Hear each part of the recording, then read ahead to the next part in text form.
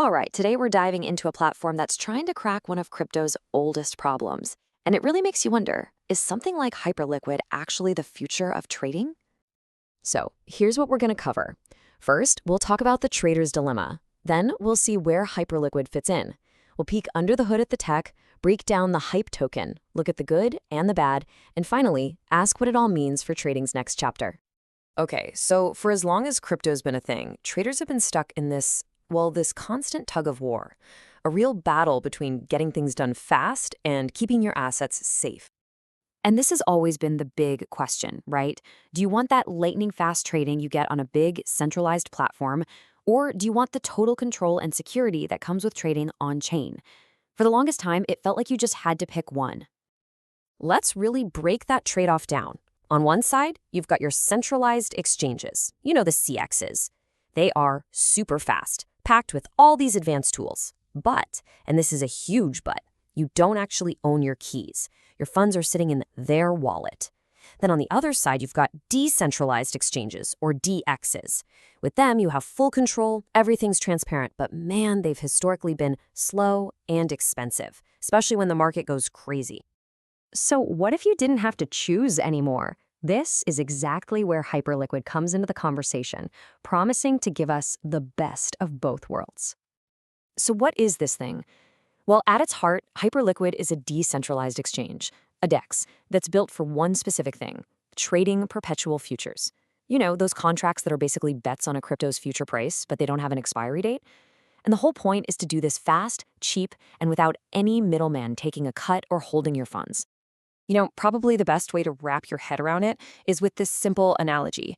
Think of it like a Binance or a Bybit, but the whole thing runs on the blockchain where you're always in charge. Okay, that sounds amazing, but how in the world does it actually pull that off? The secret sauce really is its custom-built blockchain. See, unlike a lot of dApps that build on top of something like Ethereum, Hyperliquid went and built its own Layer 1 blockchain, completely from scratch. This entire network is fine-tuned for just one job: high-speed, high-performance trading. So why should you care that it's on a custom blockchain? Well, it all comes down to what it means for you, the trader. It means your trades are faster, like almost instant. It means the fees are super low because the chain isn't all clogged up with other stuff. And this is the big one: you keep self-custody. Your funds never ever leave your wallet. Plus, since it's all on a blockchain, you get total transparency. You can literally go and verify every single trade on-chain. All right, you know how it goes. No modern crypto project is complete without its own native token. For Hyperliquid, that token is called Hype. And believe me, it's right at the center of how this whole ecosystem works. So the Hype token really wears two main hats. It's a utility token, which means it has real practical uses on the platform, and it's also a governance token, which is all about giving power back to the community. Let's dig into what it actually does. First, governance. If you hold Hype, you get to vote on big decisions for the platform. Then there's staking. You can lock up your tokens to help secure the network, and in return, you earn a piece of the trading fees. The token is also used for rewards, to give back to active traders, and for incentives, to encourage people to stick around for the long haul. The goal here is pretty clear: make the community the real owners of the exchange. But, of course, nothing is perfect, right? No technology is all sunshine and rainbows. So to get the real story, we have to take a balanced look at the good stuff and the potential risks. And when you lay it all out, the trade-offs become pretty clear. In the good column, you've got that amazing performance and low cost, true decentralization where you hold your own keys, everything's transparent, and it's all driven by the community. But then you look at the risky side. You've got the price of the Hype token itself, which could be volatile.